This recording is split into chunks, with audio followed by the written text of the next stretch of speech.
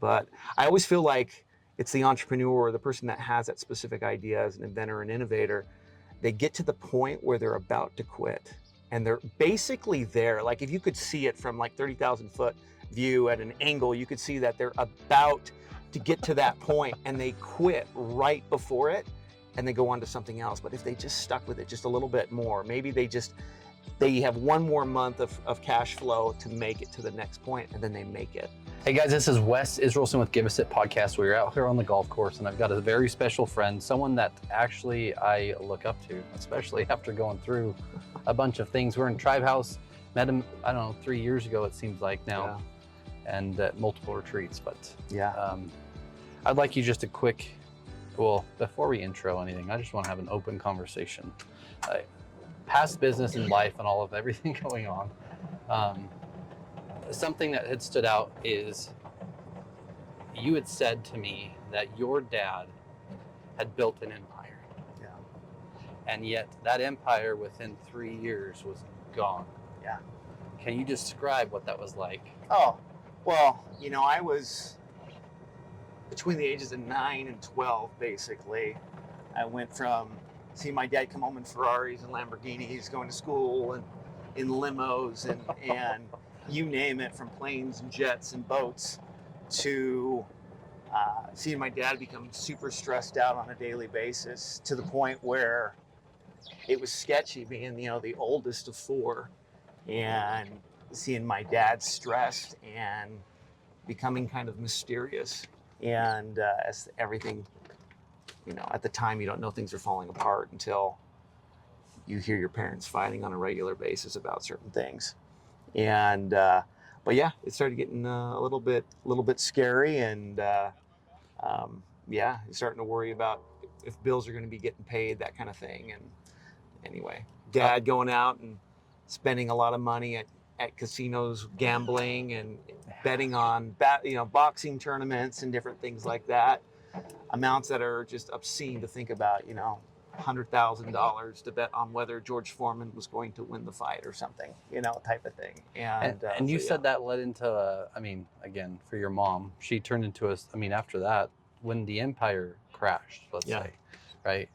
And I want to talk about it just from the business side, let alone the family side. You went to having to wash dishes to pay bills. Wash windows. Oh yeah, sorry. No, No, you're good. Yeah. So I mean, it forced me to kind of go out and figure out something to do. Some people have lawn jobs or something else, and I built up a little bit of a window cleaning route, standing on a bucket because I was super short to be able to reach the top of windows. But I did commercial, industrial, and residential houses, and so by the age of 12, I had about 65 customers that I was doing regularly. Wow. And so that's how I paid the bills, because my parents ended up divorcing, and my mom, I don't know, she just wouldn't work, and she was home with the kids, I guess. And so after elementary school or junior high at the time, I would go and I would work for 3 to 5 hours. And there was 6 of you, maybe? I have 3 other siblings, so I was the oldest of 4. Gotcha. Yeah. And then we had talked about a welfare Christmas. Yeah.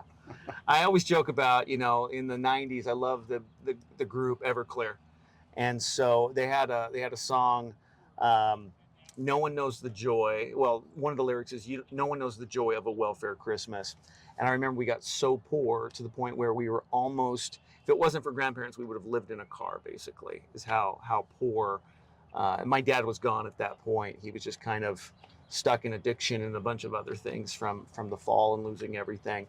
And so it was one of those things where you're just like, okay, how do we put 2 nickels together, type of thing, after all the bills are paid? So yeah. And I just wanted to bring it up because you had said that in the 80s, California was like gold. Oh.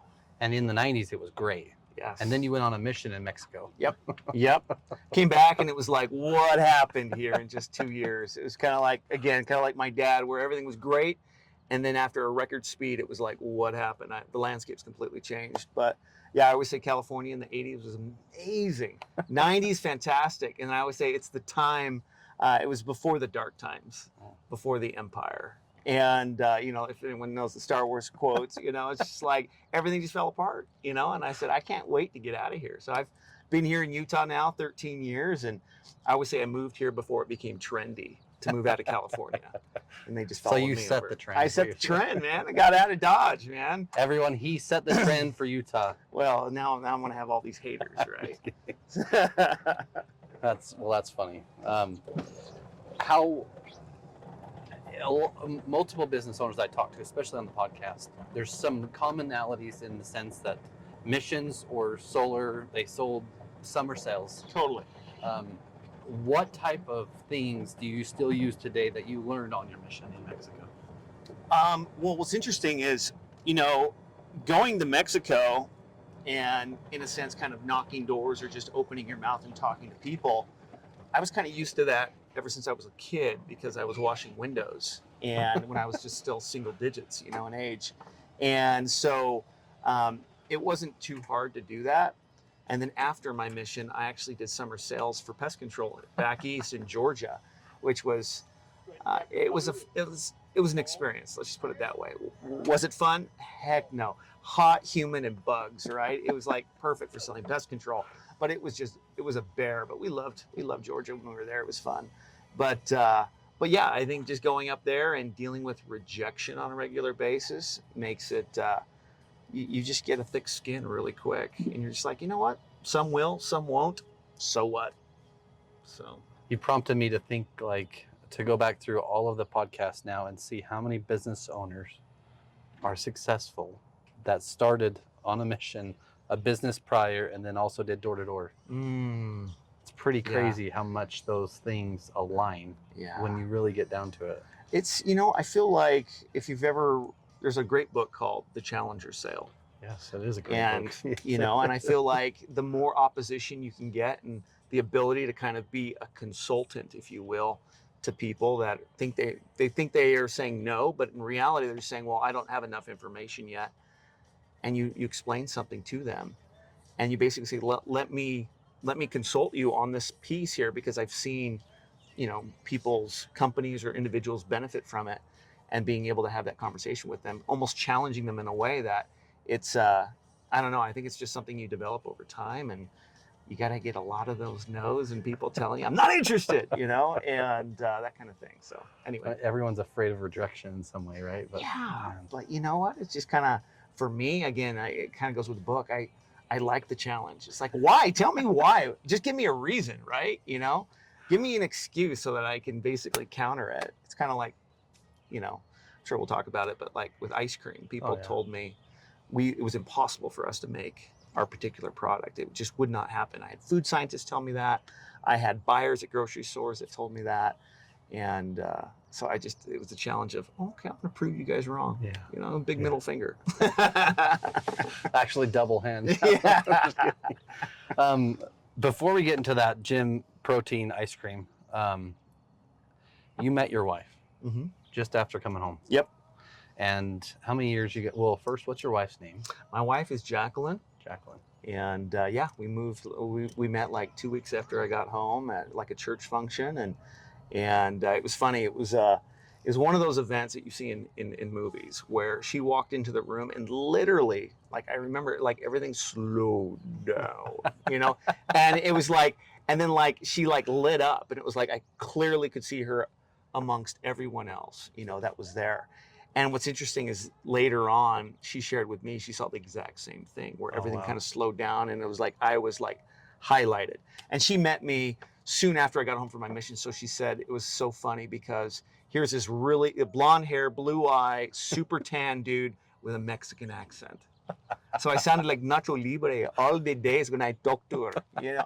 And even though there was a little bit of Indian in there just now, I don't know if you caught that, but like, it's the best, I love it. And so it was one of those things where she just, to this day, she tells people, oh, I met him when he had a Mexican accent. And I was like, wow. And who asked who first out? So I of course I did, you know. She's I don't know too many girls that are super forward that ask the guy out, but she was the hardest person I had ever dated because she didn't know how to flirt. So we'd go on this amazing date and we'd have this great time, and I'd see her like the next day at an event or something, and be like, hey Jackie, how you doing? That was so much fun last night. Oh yeah, hi. That's it. Like, it wasn't like, oh, that was fun, you know? And then come to find out later, she's like, oh yeah, I didn't know what to say. I was like, oh, come on, throw me a bone here. So, but yeah, so we've been married now almost 24 years. That's So, awesome. Yeah. Congratulations. Thanks. 5 And- kiddos. Yeah. And the 5 kids range from 21 to 9. Yeah. I think you told me, right? Yeah, good memory. Yeah. And So if I remember, 3 and 2. Yep. Right? 3 girls, 2 boys. Yeah. Yeah. So yeah, they keep us busy, and 2 adult kids now, and 21 and a 19-year-old, and that's a whole different thing. I mean, everyone's always so quick and eager to get out of certain phases. Like, oh, I can't wait till they're not a newborn anymore, and I don't have to wake up at 1 a.m, and can't wait till they can kind of just play on their own. And then, of course, when they're toddlers, I can't wait till they're teenagers. This will be better, and then adults. Every stage has the difficulties. And I look at it looking back now, and I think this is why grandparents are just so wise. They're just like, love the stage that you're in. They're distinctly different, and you can't go back, basically. So anyway. That's cool. Yeah. That's cool. I think someone that we mutually know had said, just let the kids paint the room. Let them decorate how they want. Because when they move out, you'll never change that room unless you move out of the house. It's true. And it'll bring back memories when they come back. Wow, I like that. I've not heard that. Who's it? Who shared that? I think his name was Gary in Reunion. I'll have to get his actual name because I'm probably back. Gary Heaton? No, it's not Solar Gary Heaton. Okay.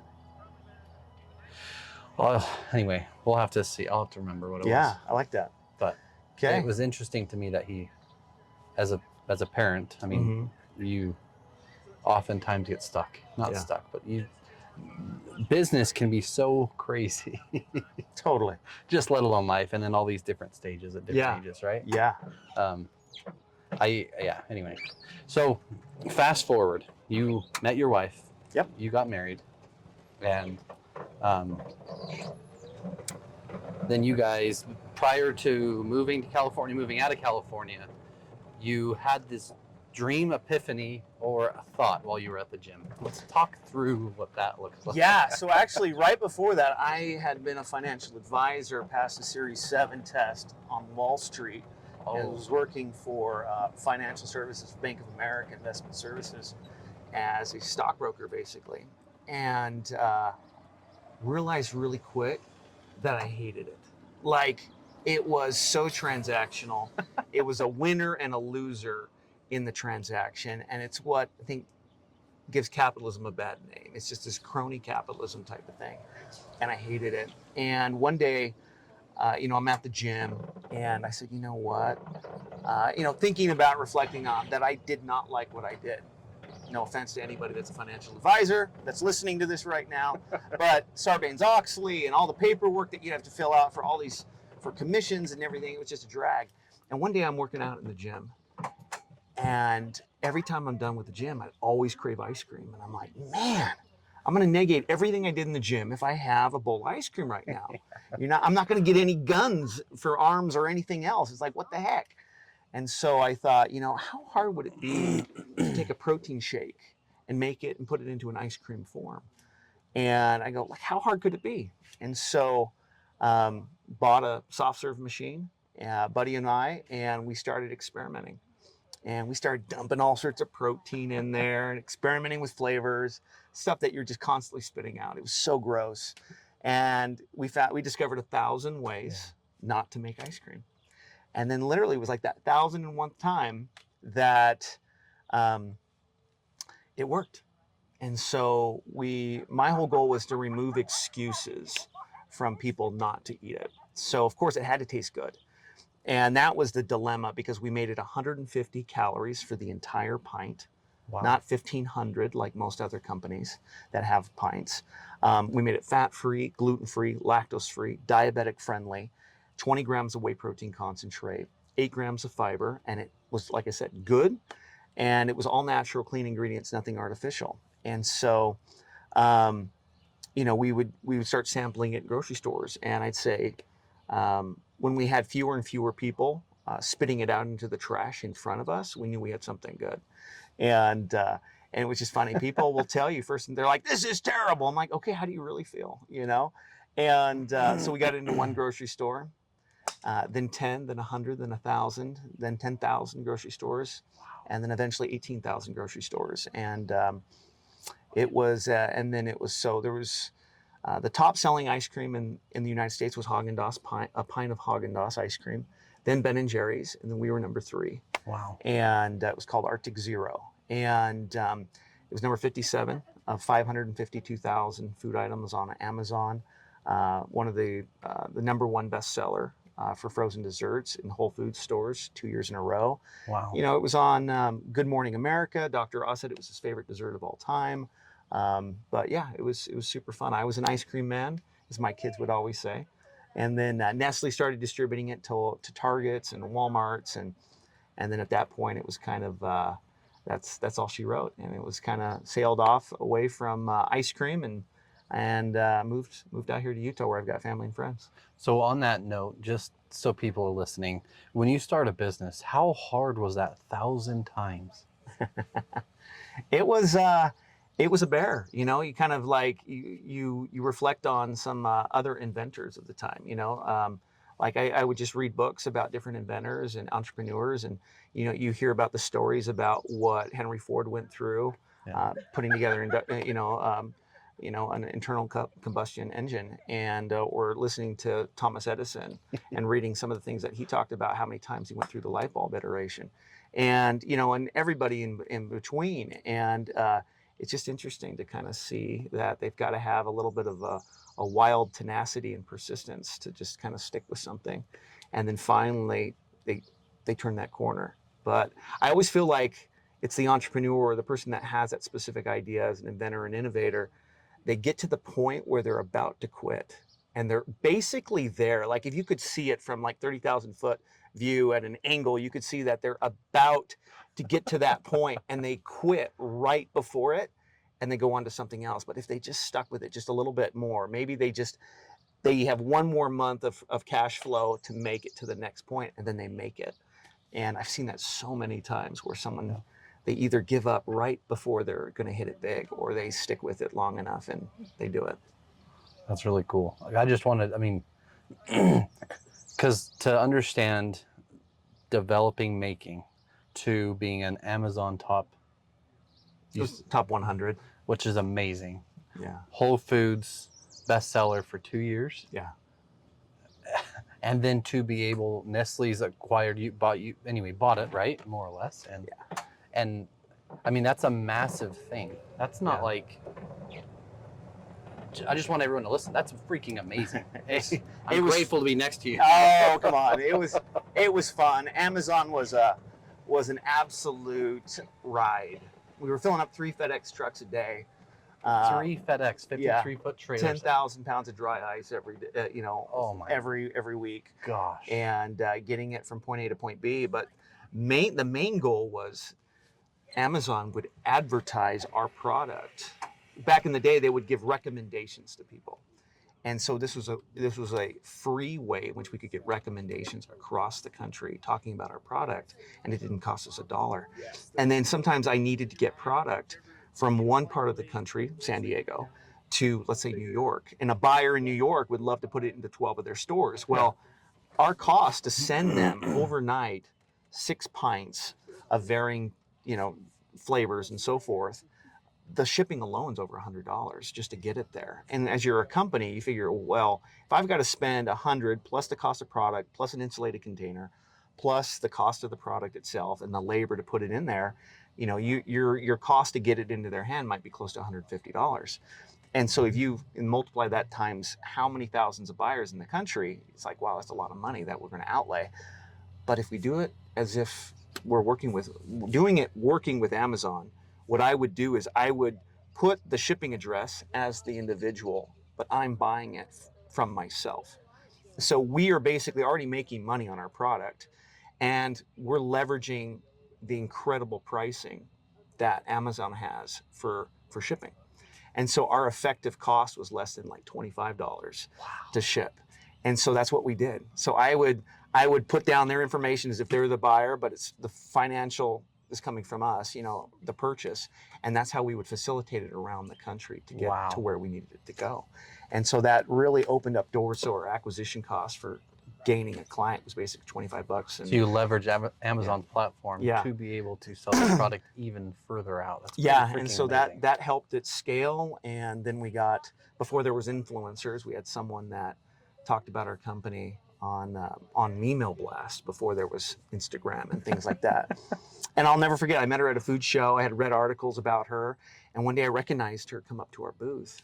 I'm like, hey, I know you. And she's like, you've heard of me? I go, absolutely. And we became fast friends. And then she started trying our product, and one day she says, I want to talk about your product in my emails. I go, oh, that's great. She goes, no, you don't understand. I have 1.2 million active subscribers. Wow. And I'm like, oh, cool. And she's like, if I tell them a product to find, they will mobilize around the country and they will buy that product and they will take it off the shelves because they will buy so much of it. It'll be empty. I'm like, that's fantastic. She goes, so I'm going to talk about Arctic Zero, and I'm going to give you like a couple weeks notice before you do it. I'm like, terrific. And she's like, you just need to prepare. I'm like, okay, all right. So we like boost, we boost our you know, the servers, and, you know, we're telling GoDaddy, you know, who's hosting our site, you know, make sure everything's good. We build up an inventory that's significant. We tell our buyers, be prepared. Oh yeah, sure, whatever. We've heard this before, you know, that type of an attitude. And then I put something on our website that in the likelihood that we sold out, that people could print off a form off our website that had all the barcodes for our products that they could hand to the buyer in their grocery store. So that worst case, the store that says, well, we don't carry this, that person basically becomes this cheerleader to push them to put it in the store by handing them a piece of paper that has an easy scannable barcode, and it shows up 2 days later from their distributor. And so she sends me an email the day before. She goes, Garrett, this is going live at 12:01 a.m. Just want to let you know. Great, we got this handled. And all of a sudden, I wake up at like 5 or 6 in the morning to like a message from, I can't remember who it was. And they said, have you seen what's going on? I go, what are you talking about? Our website's down. I go, what do you mean it's down? And I pull it up at the same time. And on Amazon, we have like 500 or 600 orders. And it's not even like 8 a.m. yet in the morning. And I'm like, this is good and scary at the same time. I'm like, we prepared, but we didn't prepare like we thought we were going to need to. And all of a sudden I look in my inbox and I've got like 300 emails, and it's like not even 8 a.m. yet. And I'm like, here we go, you know? And so it reminded me of, there's, you know, been commercials on TV where you see people scrambling because their website goes live, and all of a sudden they see the visitor count starts going up and through the roof. And so we start packaging up pints. We're hiring people at record speed because we have to get orders out within like 24 hours to make sure that our metrics and everything look great. And so we're like scrambling. I call up GoDaddy, where the heck, what's going on? Why are we down? And he's like, hold on, sir, 1 second, let me pull up your account, you know? And then all of a sudden, expletive right out of his mouth. And I'm like, whoa. That's a GoDaddy customer service guy dropping that word. That's crazy. He's like, I'm so sorry, sir. I'm so sorry. I've just never seen this type of traffic before. I'm like, what? He goes, I've been here like 4 years. I've never seen this type of traffic before. I'm like, okay, great. He goes, I go, what's going on? He goes, you're getting about almost 60 visits per second right now to your site. I'm like, per second? He goes, yeah. And I said, well, what are we going to do about that? And he's like, hold on a second. Does some shuffling, and he puts us on some special top end, like solid state drive, dedicated server, whatever, you know, some flagship product, you know. And I'm like, I don't care what it's going to cost, just do it. And he's like, okay, give it about 90 seconds, you'll be up and running and good again. I go, terrific. So we get back up and running, and things just start flying again. And wow. Happy emails, pissed off emails, everything in between, right? Where's your product? I can't find it. And so people are going to Amazon and they're ordering it, and they're going into their local stores. And it gets to a point where Amazon owes us so much money because we're on net 60, right? This little ice cream company, you know, you're net 60, and Amazon kind of takes advantage of a lot of these small companies like this. And so we're sending out 10,000 pounds of dry ice every single week. We're filling up 2 to 3 FedEx trucks every single day. Wow. And so before long, we're hurting.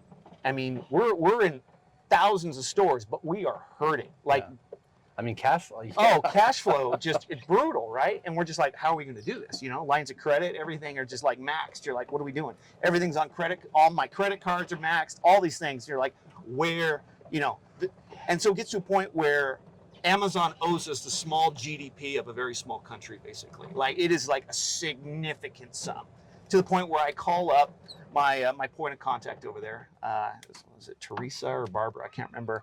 And I go, Teresa, I'm turning off the spigot. And she's like, what? I go, I'm turning it off. You're going to bankrupt our company. You single-handedly are going to do it. Congratulations. She's like, no. Don't turn it off. Give me 30 minutes. I said, okay, great. So then she takes it up the chain to her boss, who's the senior buyer for Amazon for grocery. And he goes, oh, who's this company? Okay, let me see. Whoa, we owe him that much money? And she's like, oh, absolutely. And he's basically said he's going to turn it off because we're going to bankrupt him. He's like, no. He goes, you know, let me talk to Jeff Bezos. And takes it to Jeff Bezos. And this is early 2000, you know, this is mid 2000s. So they still hadn't made a profit yet for a long time, right? They're big, but they're not big. And so talks to Jeff, and Jeff goes, how much do we owe? Whoa, that's a good amount. Okay, all right. I want you to do this. You're going to pay them everything we owe them as of today, and you're going to overnight them a check so they have it in their hands first thing tomorrow morning, and you're going to move them to net 15 terms. Wow. And so I always joke that I debt collected Jeff Bezos. So yeah, that was super fun. And to go through that ride and that period of time of everything's leveraged, everything's maxed, right? Let alone how your wife felt at that time, and everything going on. I mean, it's got to be crazy. Oh yeah, right. Oh yeah. But today, your name is still the same, Garrett Blood, and the company is called what your hat says, Kajae. And it is not the Arctic Zero. Nope. Because there was a passion or not a passion? You know, I enjoyed what I did, right? It was fun, it was exciting. I think it was passionate at the time, but it wasn't really fulfilling. Sure, we get people that are like, I'm a diabetic and you've changed my life. Or I'd get celebrities that were in the Mayo Clinic that had eating disorder issues. Billion-dollar heiress. Let's just leave it at that. I still have her phone number in my cell phone. It's hilarious. And, you know, and her doctor's telling us that we saved her life because she was getting protein for the first time, as opposed to iceberg lettuce, you know, that kind of thing. And, you know, all the different things that people enjoyed with ice cream that they had to give up because of health concerns or issues. And, but what I do is something that I feel like truly moves the needle for people. Where it's literally life-saving in a lot of ways. And so the fulfillment, the joy that I get from what I do now is dramatically different. And I just wanted to, I mean, we're going to get into the passion of Kajae and what really the drive is, right? But if you start a business today, yes, it can make money. Yes, it can bankrupt you. And yes, it can be really hard. Well, it's going to be hard. There's just no chance it's not going to be hard, right? Yeah. But at times, if we don't find the inner passion or the inner fulfillment in it, it's not as enjoyable as something else that we can create or go build.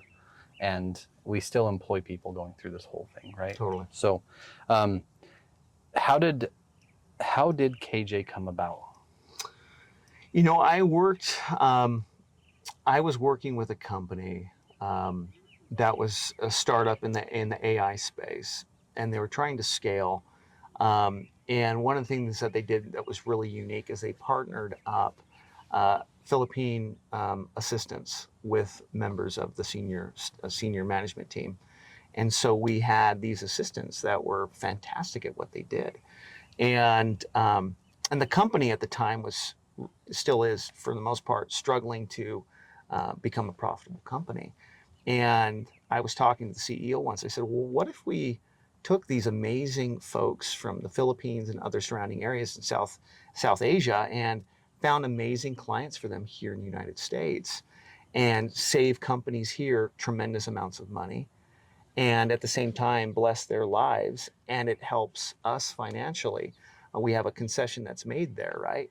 And he's like, sure, go ahead and try it, do it, and started doing it. And after about 8 to 9 months, 90%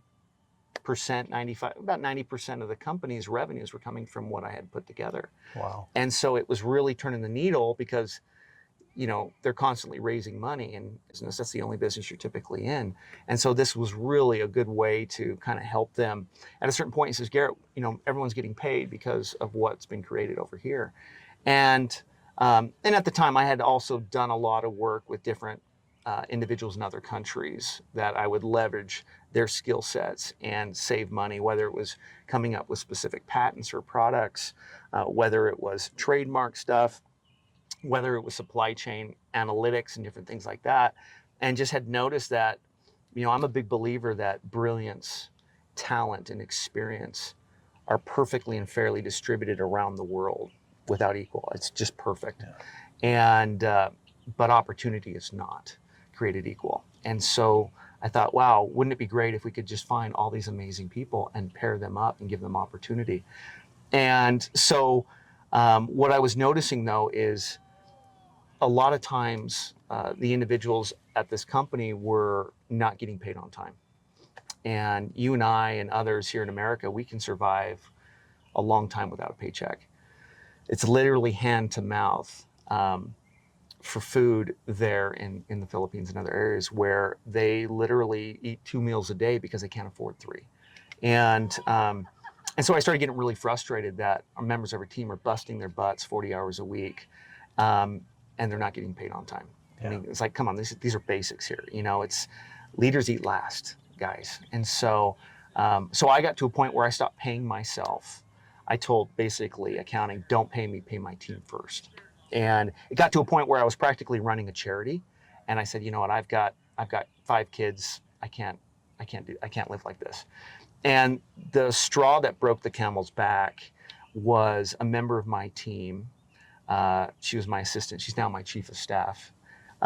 She what was is her name? Her name's May. Yeah. And she was waiting for her paycheck to come in the mail, and or say directly deposited, right? And she had been waiting and waiting and waiting. And this was right around COVID. And so her dad, who retired military guy, amazing guy, her hero, was suffering from really bad health concerns and issues. And one of them was diabetes. And he was one of those individuals that's at incredible risk if they ever kept COVID. And sure enough, he gets COVID.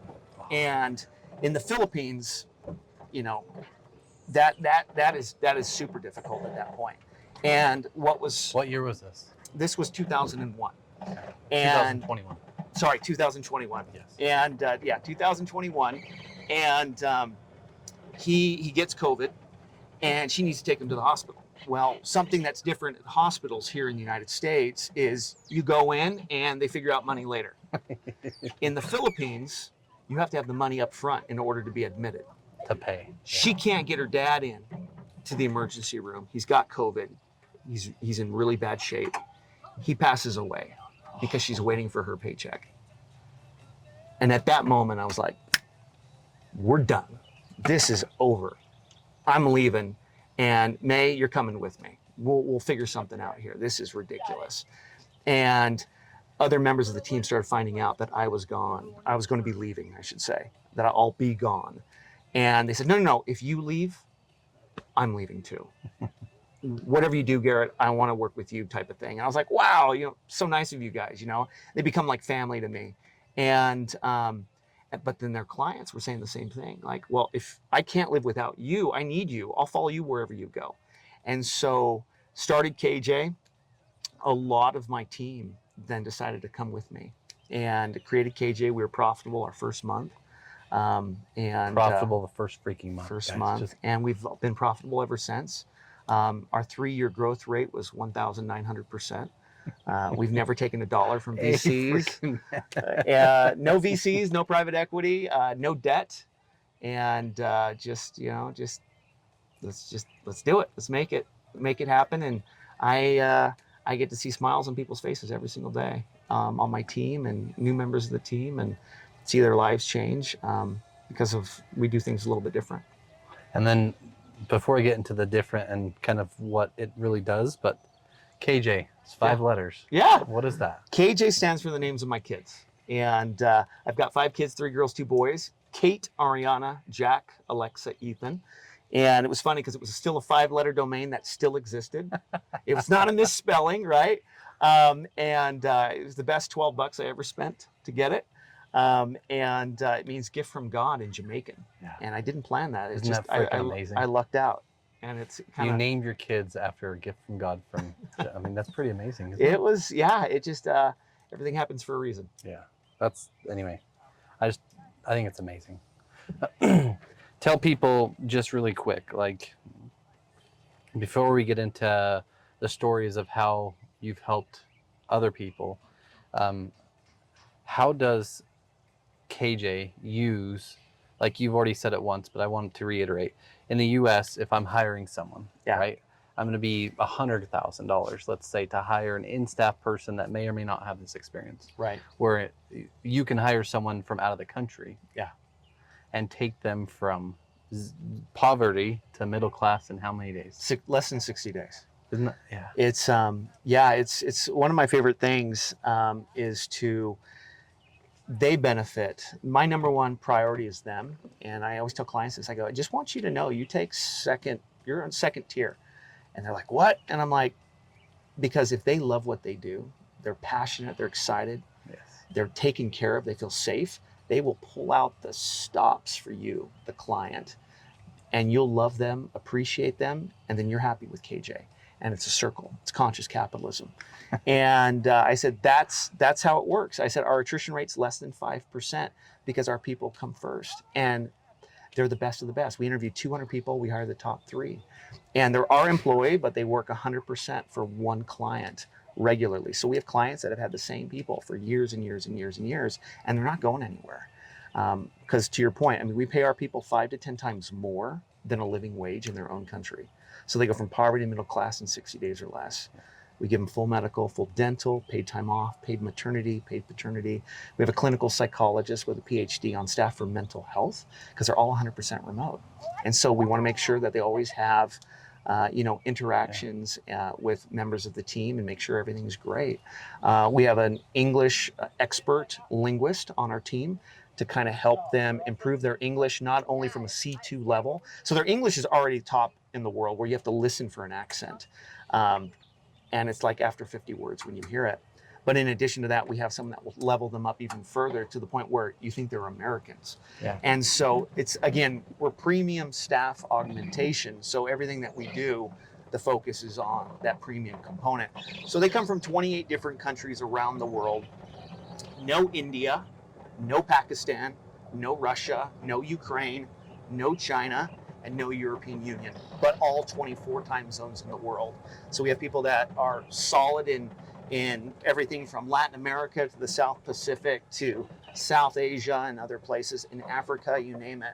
So we've got folks around the clock, if you will, in certain specialties. So we've got mechanical, electrical, civil, nuclear engineers, we've got architects, we've got CFOs, accountants, bookkeepers, controllers that previously worked at $24 billion companies like Canva. They've been at Google. I mean, they have Fortune 500 experience, masters, MBAs, PhDs, and English like you and I.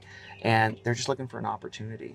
And one of the blessings, if you can call it that, of COVID is telecommunications and communication infrastructure as we know it got a boost of an injection, no pun intended, of steroids to make it what it is today. Our company wouldn't exist 10 years ago, for example. The infrastructure wasn't there. The quality, the ability to work remote just didn't exist. And so now I get to see people's lives change, going from never having bought a car in their 30s to buying their first car, sending their kids to schools that they never thought was possible. I've got members of my team with tears in their eyes are like, I'm having kids because of KJ. You're like, what? They're like, we couldn't afford to have children before, now we can. Or now we have money for treatment to have children. You're like, whoa, this is crazy.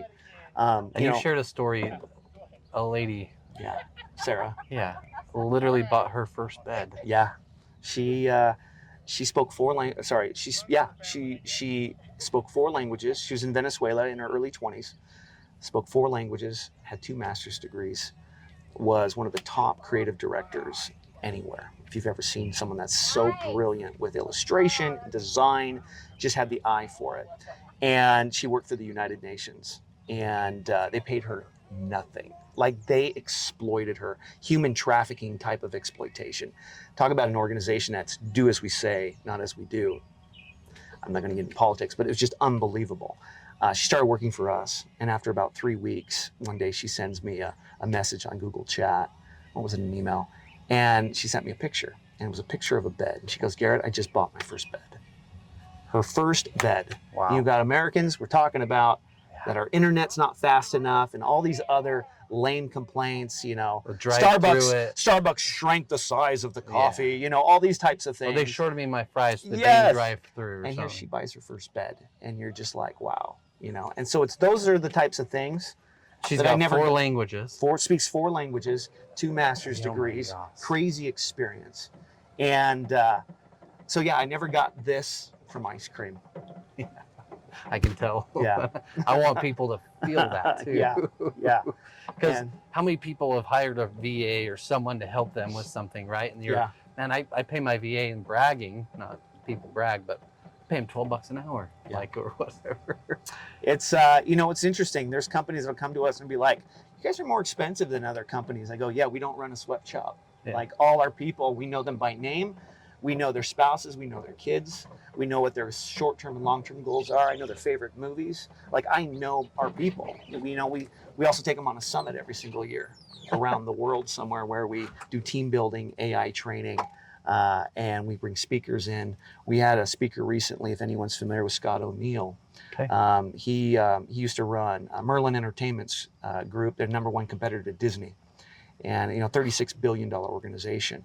He was the president of the 76ers. He's now speaking of golfing, he is now the president of Live Golf and CEO.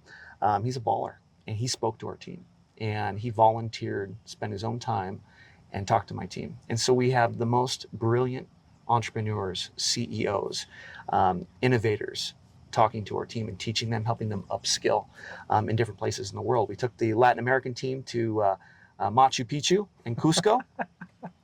That was amazing. We took the team last year to Punta Cana, Dominican Republic, to an island from the movie Pirates of the Caribbean.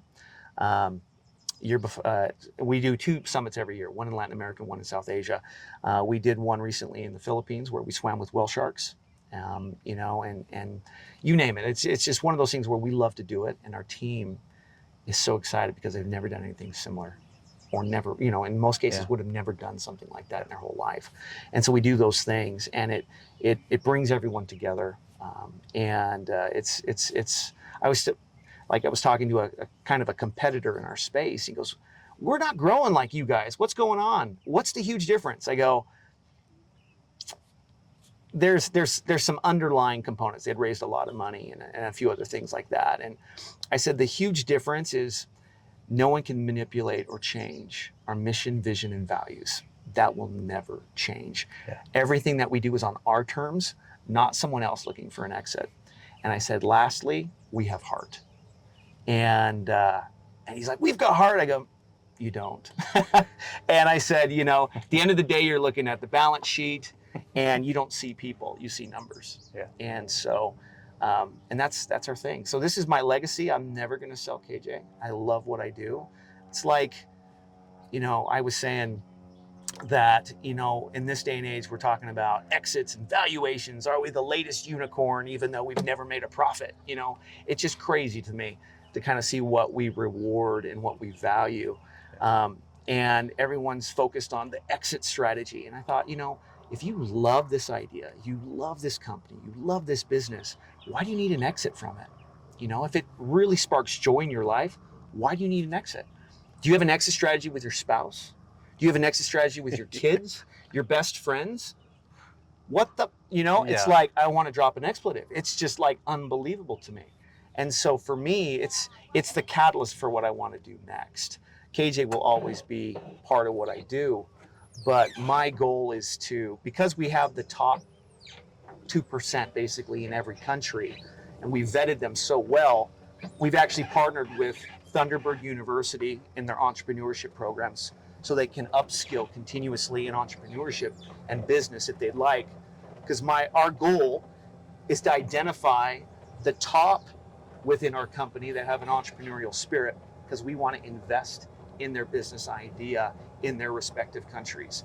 We want to create the Samsungs and LGs of South Korea, the Udo Noodles of Africa, the Bimbo Bakeries of Latin America in their own countries, where they can impact hundreds, if not thousands or tens of thousands of lives over the next 20 to 30 years.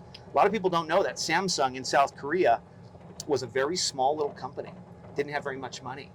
And that they single-handedly transformed that country into what it is today because of infrastructure.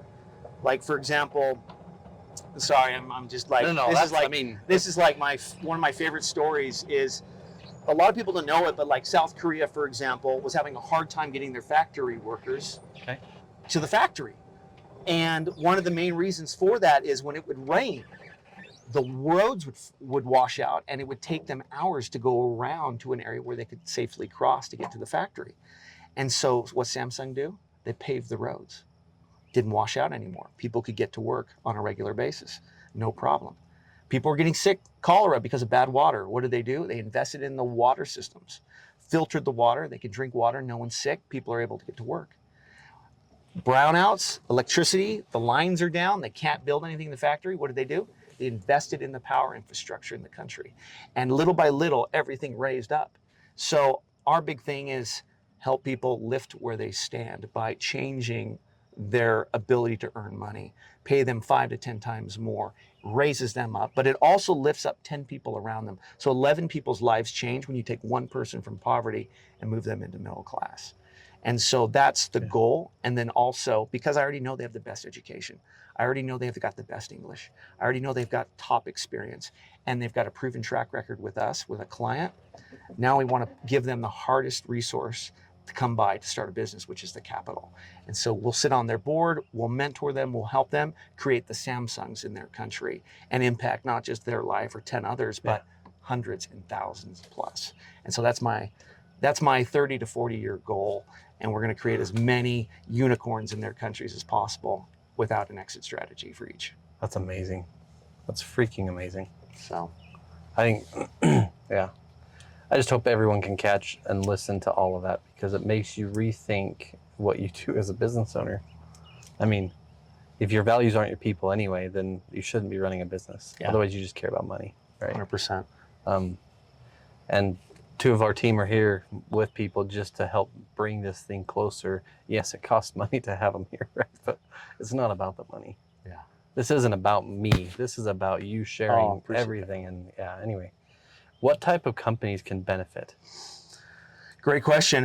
The top companies, I always say engineering firms, accounting firms, design firms, anybody that wants to continue to grow despite if we're going into a recession or not, you name it. But I always say you can afford to grow still without having to worry about it impacting your bottom line significantly. It's one of those things where, a lot of people will, I always say if you're not hiring, you're not growing. And so this is a way in which someone that's looking to hire someone that's $150,000 a year, they could literally hire 3 of our people. And now they have incredible ability bandwidth to scale. Grow. Yeah, they've got the bandwidth. Yeah. They're not dealing with workers' comp. They're not dealing with payroll tax. They're not dealing with entitlement. Well, I don't know if I can work here because you don't offer free massages on Fridays. It's this entitlement. This. I just graduated. I have 0 experience, but I expect 6 figures. And then you go buy a house. No, so you need help. Yeah. 0. I always say talent, not interns. Basically, is how I look at it. And so it's one of those things where we tell companies there's nothing that it doesn't cost them anything at all up front to meet all the candidates they've ever won. We come to them and we say, let's say it's on a Monday on Zoom. And I say, Zoom on Monday, talent by Friday. And we literally mean it. Come to us. Tell us what your dream hire looks like. Someone that you expect would be $150,000, $200,000 a year. Prove us up. And on Friday, we're going to introduce you to the 3 best people you never knew existed from 28 different countries that you're going to be excited to meet. And get to meet them, ask them questions, see if they're a personality fit, you name it. And on Tuesday of the very next week, they will be in the trenches, working with your team alongside them, shoulder to shoulder, grateful and loyal professionals that are just going to be ecstatic to be there. And that's how we do it. And so whether, again, if someone needs electrical, civil, mechanical, nuclear engineers, architects, industrial designers, video editors, graphic professionals like developers and programmers, SEO experts, marketing. Harley Davidson came to us and said, you know what, it was funny. They're working on an electric bike. And they came to us, they said, you know what, we need somebody. And this is the tall order. I always say, I love when they get specific, get very detailed about granular what you want. to that. Granular. Yeah. We don't really do virtual assistants because it's too general. We want specifics. Give us we'll find that needle in the haystack. And so they came to us and they said, you know what, we need a supply chain analyst that has experience as an electrical engineer and a supply chain analyst, by the way. They speak Mandarin. And they have to have experience with supply chain analytics in South Asia. Go. Oh, and by the way, they should speak really good English too, right? And that one took us a little bit longer. That took us about a week and a half. We found them 2 candidates. They hired both of them. Wow. I mean, we found them 3, but they hired 2 of the 3. And they were ecstatic. And they came to us and they said, you know what, Garrett, I don't think you understand. This saved us almost $300,000 a year just from compensation, not benefits, not payroll tax, not workers' comp. Yeah. So they were ecstatic because they have 2 people that are still there, that love life. It's been years, and they're moving the needle for them. Same thing, we had an architectural firm that focused on vertical construction in the Bay Area. And they hired 2 of our civil engineers to help them build some of their buildings, and a mechanical engineer, I can't remember. And same situation, they ended up saving about $400,000 a year. Wow. And he actually came to me later and he said, Garrett, he goes, in fact, I think your guys are too good. I'm like, too good? He goes, they're actually making our American team members nervous because they're better than they are. And they're like 80% less. And I said, I can't control the dynamics of your team, but I can control the dynamics of mine. I'm glad they're working out great. And he's like, oh, we're ecstatic. And so it's those types of stories where, we get super excited. But anyway, it's fun too. But yeah, so it's one of those things where anyone that's looking to grow, anyone that's looking to save hundreds of thousands of dollars in order to kind of move the needle for their company, we're all about it. And they win, our team member wins, the client wins, and we win. And you call that you said a triple? It's a triple win. Yeah. Sometimes people will refer us business, and they win too. We have affiliates. Like if someone makes a referral to a client and that client hires one of our people, we give them a commission in perpetuity. And so it's funny, I have a buddy who referred us, made 2 email referrals to us once. He goes, Garrett, you know what? You guys have done such an amazing job for me. I want to refer you to 2 people that I think could really benefit. He spent 3 minutes on 2 emails. Each one of those companies went on to hire 8 to 10 people each. So he gets a check not a check, but he gets an ACH deposit in his account every single month that pays for his Lamborghini Aventador. I said, hey, some people would take their family to Alani a couple times a year maybe, but you decided to get, the $300,000 car, and that's totally okay. No judgment. That's awesome. I love fast cars. And so it's just, and I told him, I said, that was for 2 emails. Yeah. And I said, you changed the lives of almost 20 people, you single-handedly. So they won, the client won, you won, and we won. That was a quadruple win. Yeah. And I said, that's what it's all about. If I could get people to realize that they can do so much good by just simply opening their mouth, oh man, it'd be a game changer. And I think this is the same person, but I'd like you to really highlight this. So we talk about And I've told employees, I've told people, we get mad when we put something in the microwave and it doesn't cook it fast enough. And yet there's people that live on wooden stilts above water without furniture, running water, or electricity. It's the Wi-Fi at 30,000 feet that people are pissed off about. What do you mean there's no Wi-Fi right now going into this 650 mile an hour fuselage made of metal flying above the clouds? What do you mean? You're absolutely right. My drink spilled on my computer while there's no Wi-Fi. Come on. No peanuts because someone has an allergy today? Come on. I just love the fact that what you do, you have fulfillment, passion in, but it also helps people. Right? I mean, it literally helps elevate somebody that we've never met, that we in America think we're going through something hard. And at times people are. I'm not going to say that they aren't. For sure. But for sure. It's a different world. Yeah. I a member of my team, and Shelly is her name, and she grew up ridiculously poor. Now, you've got poor and you've got really, really poor. You've got the slums of Manila, for example, where 3.2 million people are homeless, living on the street. The entire population of Utah is 3.2 million as well, by the way. So imagine this entire population of Utah in one city, completely on the street. It's unbelievable. Wow. And she was the breadwinner of the family. They lived in a very small house. When I say a house, it was like I'm talking like 4 walls type. And like a blanket on the door type of thing, on stilts. And when it would rain, over time, the wood would start to rot to the point where they would have to cut the stilts. And over time, of course, it's not level anymore, it's slightly tilted. And I remember she came to me and we were talking during an interview once, and she says, Garrett, I've never been in a nice hotel before. Never been in a hotel, period.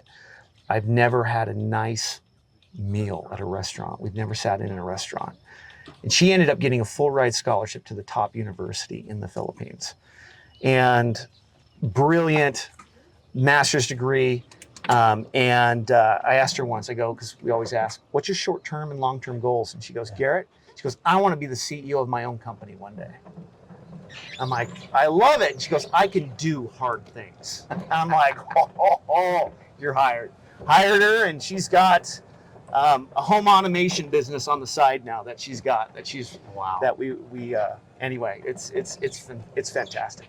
She works for a mergers and acquisitions firm in New York, and so that client loves her to death, and she is brilliant. And that's the focus: is find brilliant people that want an opportunity. So, and I want to highlight this, and then we'll just kind of wrap up. But I want to say, hey, think about it.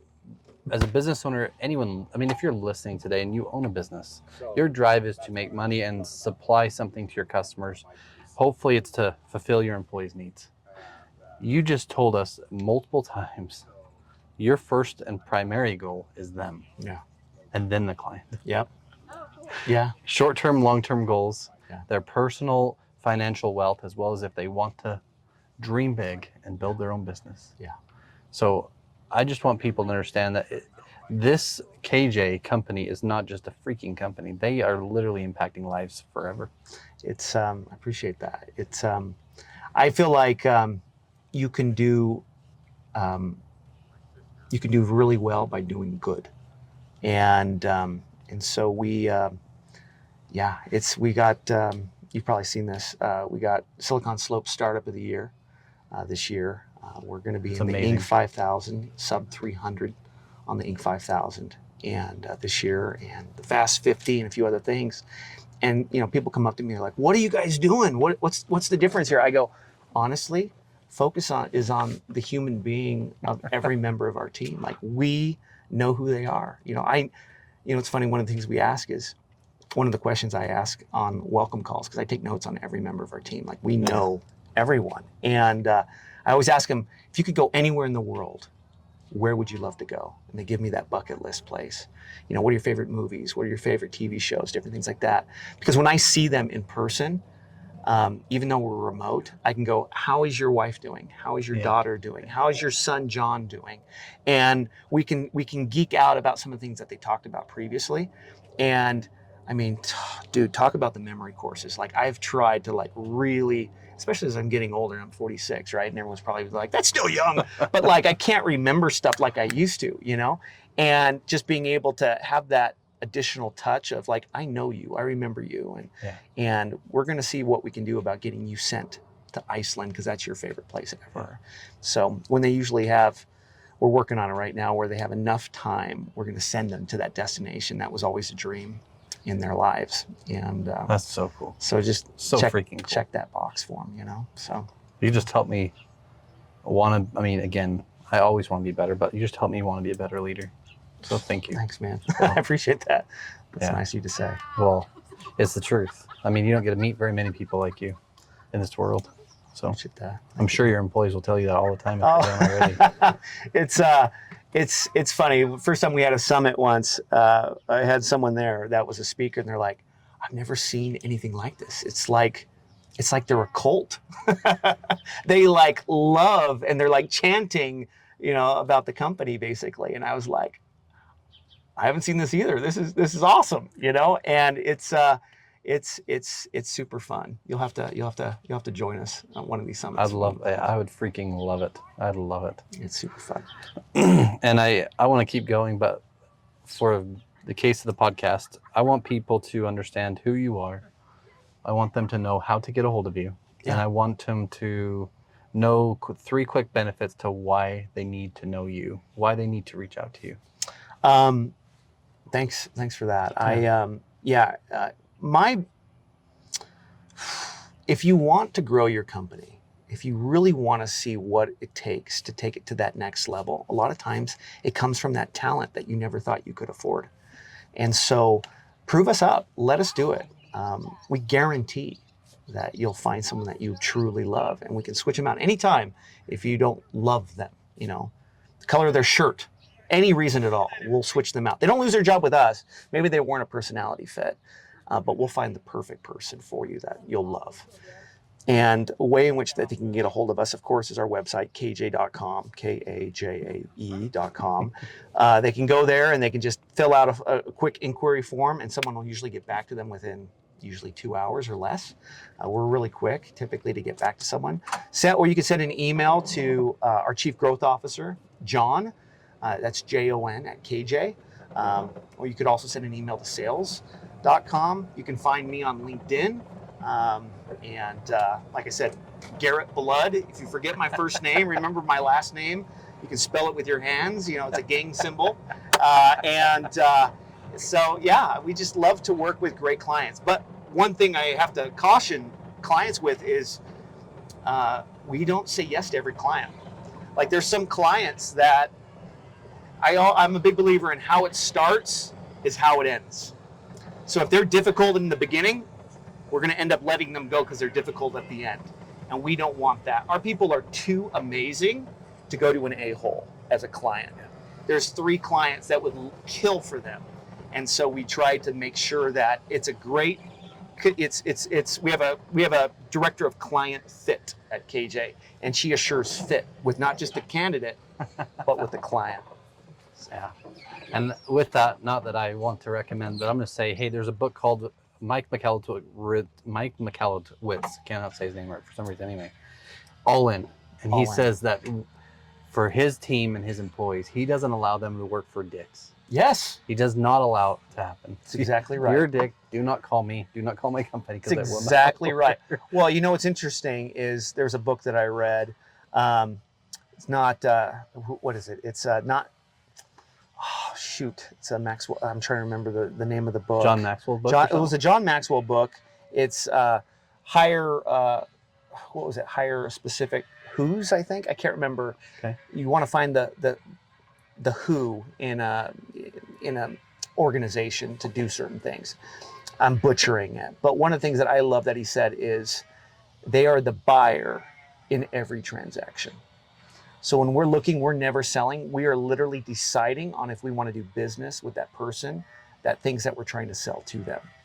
And so we've always kind of tried to keep that mentality of, are you worthy of this person right here? And if you're not, they're going to go over to somebody that's going to love them like we do. So. Well, I just freaking love that. And I just want to say thank you so much. Yeah, absolutely, Seriously. man. Thanks for inviting me out here. This is super fun. Appreciate it. Guys, this is Wes Israelson with Garrett, and this is Give Us It Podcast, where we care about the way your business sits.